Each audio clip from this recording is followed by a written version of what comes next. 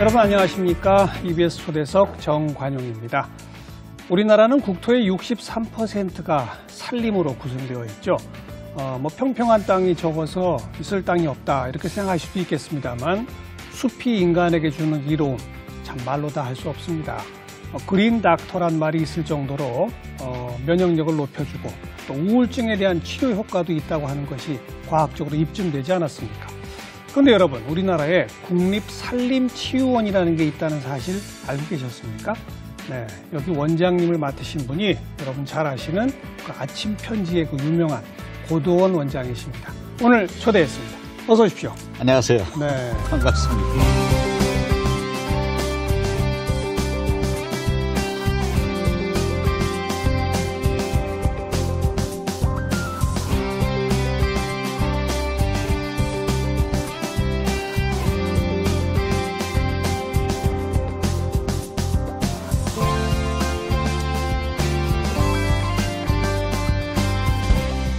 국립산림치유원 저 처음 들어봤어요. 네. 언제 만들어졌습니까? 한 2년 반 됐습니다. 이제 막 발화하는 그런 시점이고요. 원장님께서는 언제부터 원장을 맡으신 거예요? 저는 이제 한 7개월 됐습니다. 2대입니다. 2대. 그럼 이건 어디가 만든 겁니까? 국립이니까 나라가 만들었는데. 물론이죠. 산림청 산하에 산림청. 국립산림진흥원이라는 곳이 있습니다. 국립산림진흥원. 그 산하에 이제 여러 형태의 숲에서 이루어지는 그 치유센터들이 있는데 그 1호입니다. 1호. 맨 처음 시작한. 그 영주에 있습니다. 영주. 경상북도 영주. 영주. 예. 그럼 그게 풍기에 있습니다. 영주 풍기 인삼 나는 곳. 그럼 그게 태백산맥? 그렇죠. 소백산맥?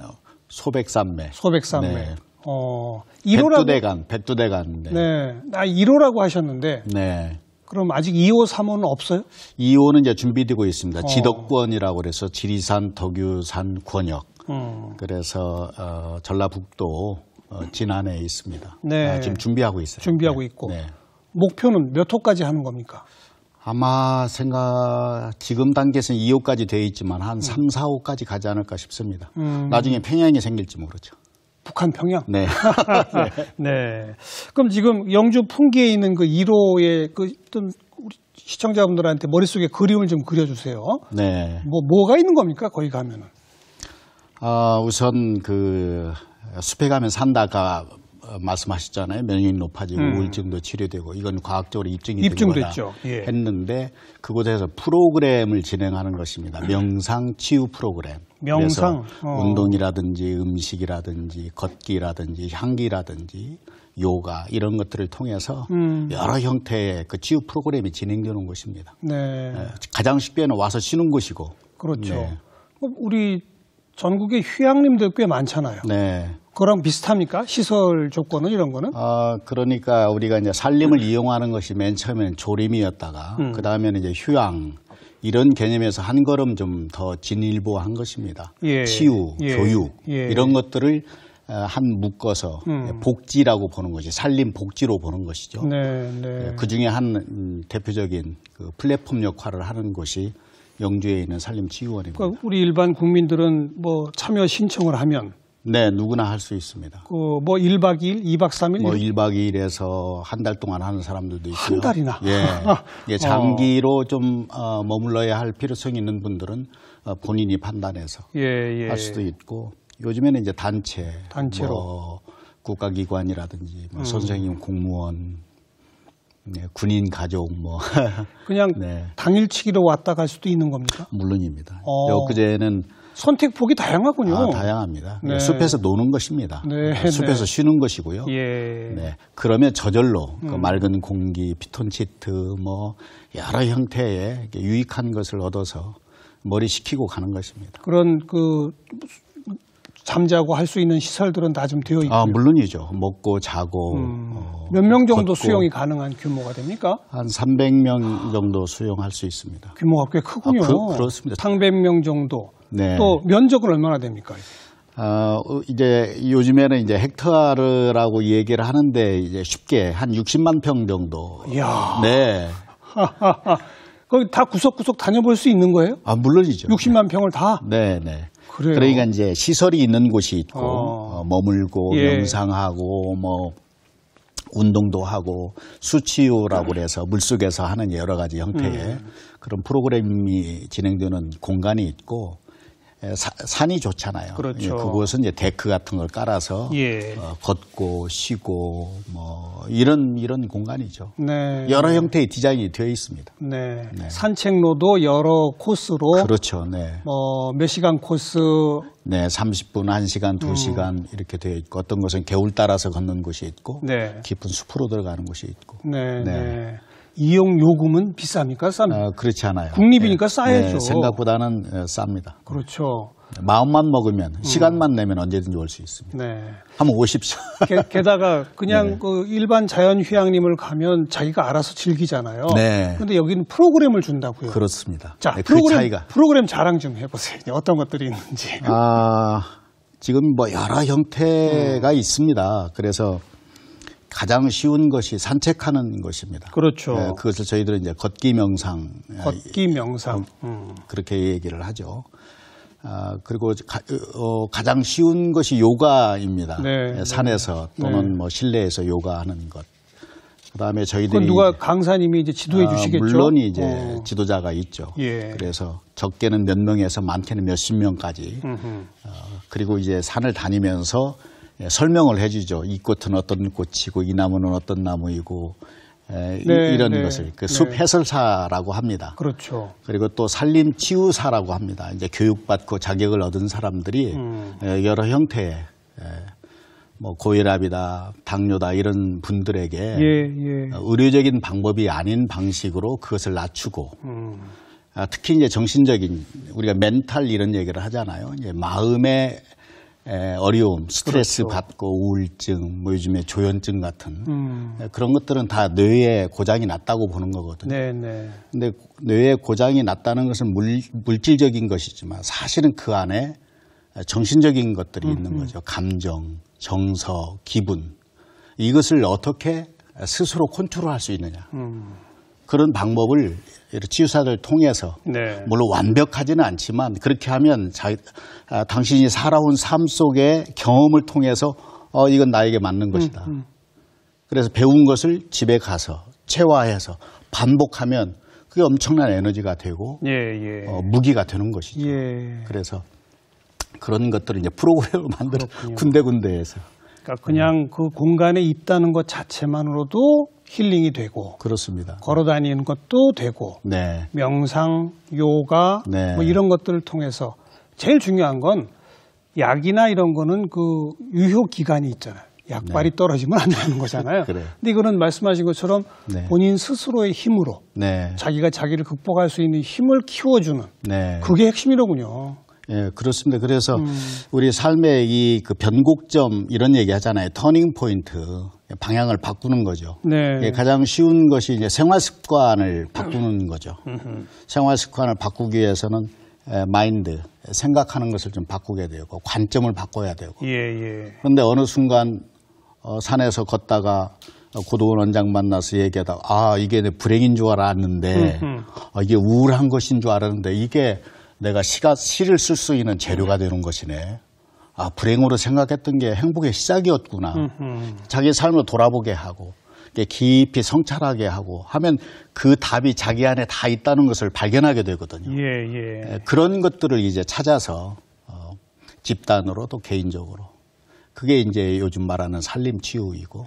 그냥 자연휴양림에 통나무집 지어놓고 신청하는 사람들 와서 묵었다 가고 이런 하드웨어적 관점에서 보면 뭐 더 손댈 게 없죠. 네, 맞습니다. 근데 이름이 국립산림치유원이 되려면 정말 치유에 도움이 될 수 있는 소프트웨어랄까? 운영의 어떤 그 시스템?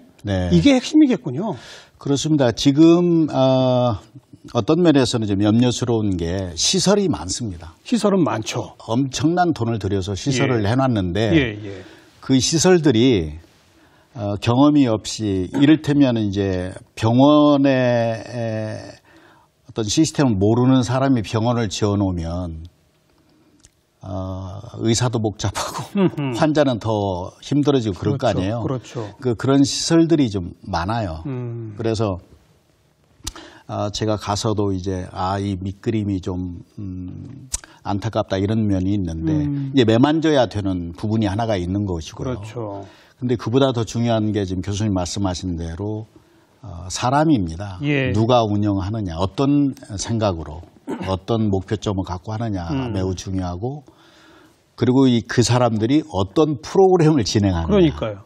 프로그램. 네. 소프트웨어죠, 이게. 네. 이게 콘텐츠입니다. 그렇죠. 이게 매우 중요한 건데 이 사람과 프로그램을 준비하지 않은 채로 시설을 만들어 놓으면 이거 나중에 흉물이 되기 쉬운 것이죠. 그냥 거기 가서 삼겹살 구워 먹고 소주 마시고 노래 네. 부르고 이러다 가면 안 되는 거잖아요. 그렇습니다. 그러니까요. 그래서 제가 가서 역점을 두는 것이 어떻게 힐러 교육, 심화 교육, 좋은 힐러, 사람을 육성하고 키우고 찾아내고 하는 것이고 그다음에 이제 이것을 프로그램을 만드는 거. 예, 예. 근데 그보다 또 어떤 면에서는 더 중요하다고 할 수 있는 것이 음식입니다. 음식. 먹거리까지. 네. 재방문이라든지 사람들이 감동하고 예. 기쁨 먹고 가는 것이 음식입니다. 예. 그래서 음식에 주안점을 두고 그리고 또 이런 것들이 우리 임상적으로는 기분 좋았어, 참 좋았어. 이게 과학화되는 네. 리서치 그러니까 네. 자료로 남는 수치화되는 그렇죠. 이걸 우리가 연구라고 하잖아요. 맞아요. 이 연구 기능을 강화시키는 거 이런 것들을 복합해서 지금 처음 들었다고 하시는 분들에게 이 산림이 갖는 무궁한 세상, 무궁한 산업의 가능성 이것을 설파하고 네. 그리고 현실화하고 하는 것들이에요. 그리고 저는 이제 글 쓰는 사람이니까 그렇죠. 이런 모든 것들을 소리로 만드는 거죠. 이야기가 돼야 되니까.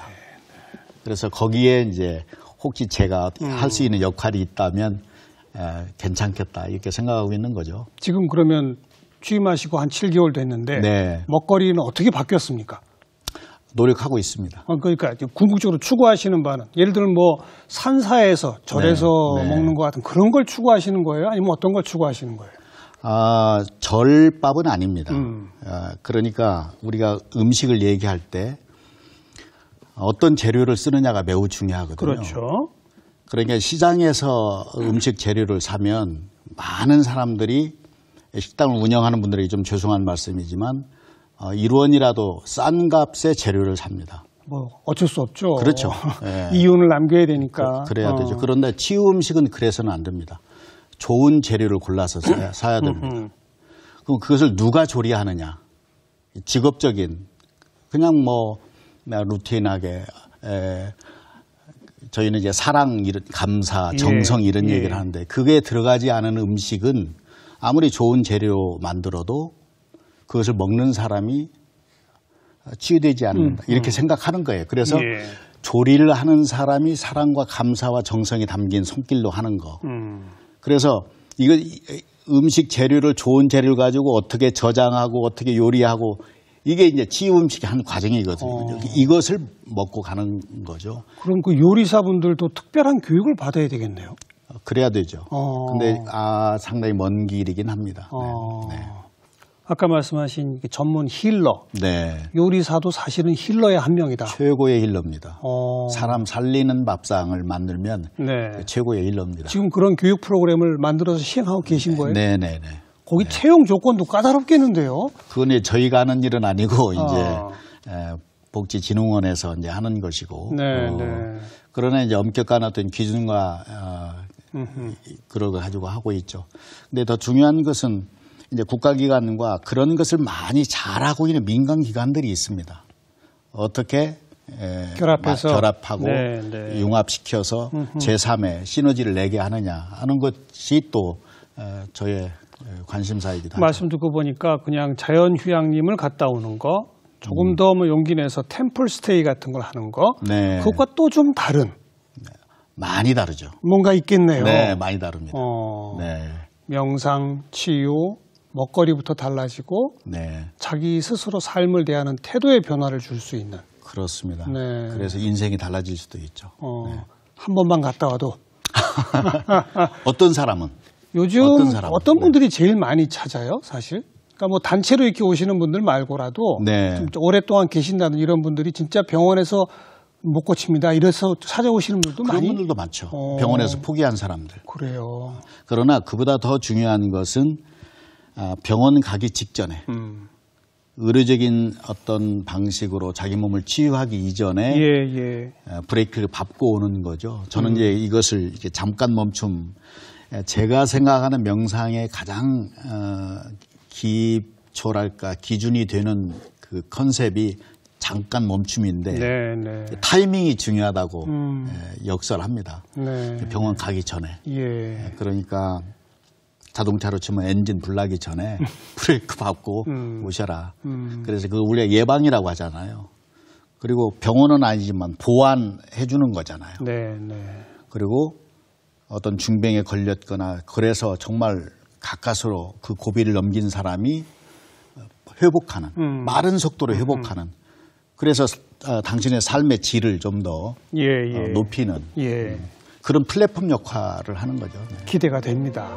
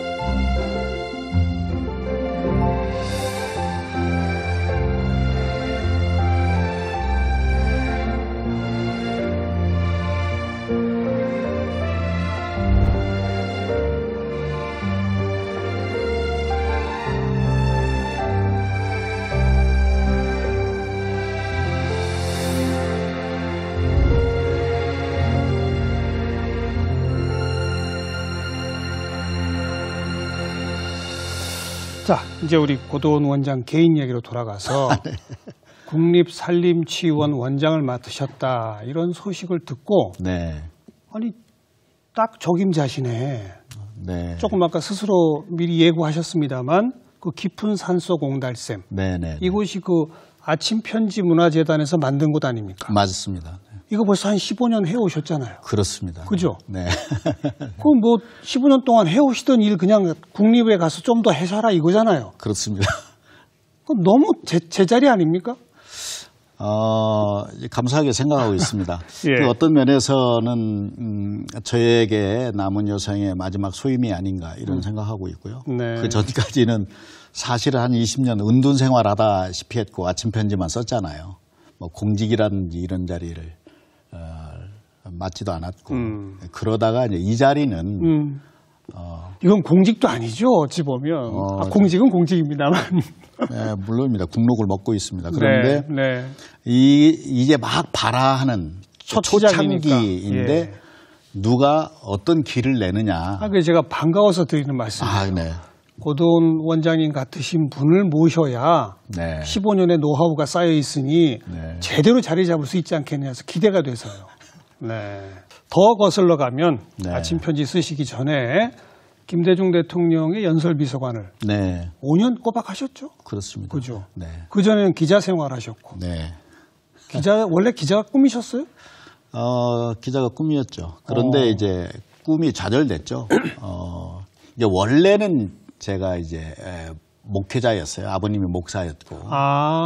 그러다가 목사의 꿈을 꾸었는데 대학에 이제 공부하다가 긴급조치 9호로 제적이 되고 저는 연세대학교 연세춘추라는 대학신문 편집국장을 하다가 제적이 됐고 그러니까 이제 인생이 꼬이네요. 쫑났죠. 쫑났어. 그러면 목사 못합니까? 못하죠. 이제 그게 코스웍이잖아요. 졸업을 해야 그 다음 코스를 받고 이렇게 되는 거이기 때문에. 그래서 한 10년 뭐 산전수전 이렇게 겪다가 뭐 하셨어요? 그러니까 제적되고 나서 포장마차부터 시작해서 문방구 하려다가 사기도 당하고 아이고. 웨딩드레스 가게 디자이너 역할 한 5년 했습니다. 웨딩드레스? 디자이너? 네, 이화여대 입구에서 아윤동고개 아세요? 알죠. 지금 많이 있잖아요. 예. 거기 행복의 문이라는 가게 열어놓고. 아니 미술도 하셨었어요 원래? 아니 미술이나 디자인 안 했습니다. 급하면 다 하게 되어 있습니다. 참 별일을 다 네, 하셨구나. 그렇게 하다가 생업 때문에. 그렇죠. 네, 생업 먹고 살아야 그래, 되니까. 그랬어요. 이력서를 안 받아주는 것이니까. 대학 재적이니까. 네. 그때 이제 졸업장도 없는 저를 돌아가신 한창기 사장께서 한창기 사장? 네, 뿌리 깊은 나무 기자가 됐습니다. 아, 예. 그래서 5년 열심히 했죠. 제일 부지런한 기자였을 겁니다. 뿌리 깊은 나무에서. 네. 그런데 이제 또 전두환 선생께서 그걸 또 폐간됐죠. 강제 폐간시키고.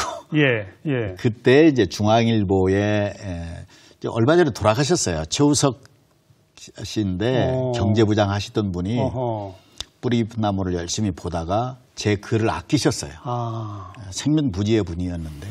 그래 그분의 추천으로 중앙일보 기자가 됐습니다. 그리고 이제 17년 동안 정치부에서 중앙일보 기자 생활을 하다가 이제 네. 김대중 대통령 연설문을 쓰게 된 거죠. 그럼 사실 연세춘추 편집장이었다는 얘기는 대학 시절부터 글 좀 쓰셨다는 얘기고. 그래요? 그죠? 목사를 꿈꾸셨지만 네. 글재주는 원래 있으셨군요. 그러니까 저에게 주신 탤런트 중에 하나가 글재주입니다. 글솜씨인데. 그러다 보니 인생이 목사의 길이 아닌 글 쓰는 길. 네네. 어찌 보면 그게 제 길이었을 수 있어요. 돌아보면 그렇죠. 그게 제 길이었습니다. 네. 그런데 그렇게 기자 생활을 하시다가 김대중 전 대통령하고는 어떤 인연이 있었던 겁니까? 정치부 기자 시절에 만난 거예요? 그렇죠. 그때 평민당 총재 하실 때 인생의 책에 대해서 이야기를 하게 됐어요. 자기 인생의 책. 네, 그분이 네. 고 기자는 인생의 책이 있느냐. 그리고 아시는 대로 그분의 인생의 책이 아놀드 토인비의 역사 연구입니다. 네. 도전과 응전 이 두 개로 세계 역사, 고대 역사를 풀어놓은 거잖아요. 예. 이게 이분이 그 얘기를 했는데 같이 얘기하던 기자들 가운데 그 책을 제대로 섭렵한 사람이 없었어요. 근데 저는 그 책을 15번 이상 읽었거든요. 15번이나? 네. 그게 특별한 인연이 있군요. 그러니까 중학교 2학년 때 저희 아버님이 이준석을 그 목회자로 키우기 위해서 이제 독서법을 가르치고 독서 카드 쓰는 법, 책 읽고 밑줄 긋는 거, 그 회초리로 때려가면서. 아이고. 그래서 맨 처음 그 독서 카드 쓰게 만든 책이 함석헌 선생님의 뜻으로 본 한국 역사 하고 아놀드 토인비의 역사 연구예요.